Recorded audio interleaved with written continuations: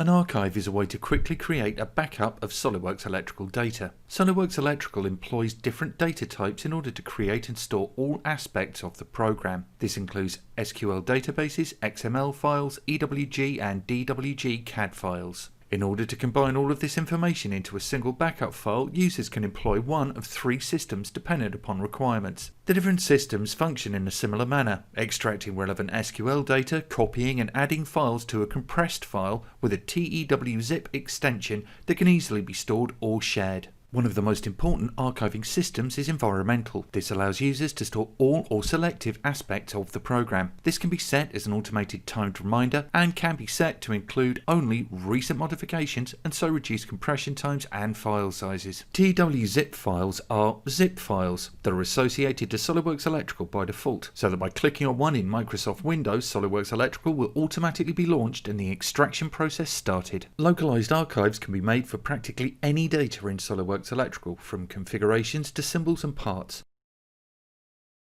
Archive Project is run from the Projects Manager. On activation, it is possible to select to update drawings, including terminal drawings and reports, prior to archiving in order to ensure the data is up to date.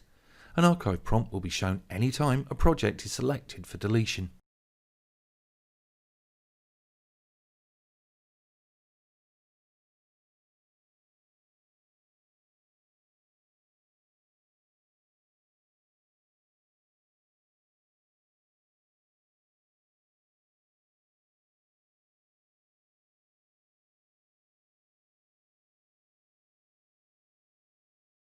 The other method for archiving projects is to take snapshots. These are project archives but can have descriptions added to them and be managed through the program. Snapshots can be scheduled, set to prompt when a new project revision is created, or manually generated at any time. Maintaining archives is strongly recommended as a way to preserve and share not only project and data, but also to propagate program settings across a network or between sites.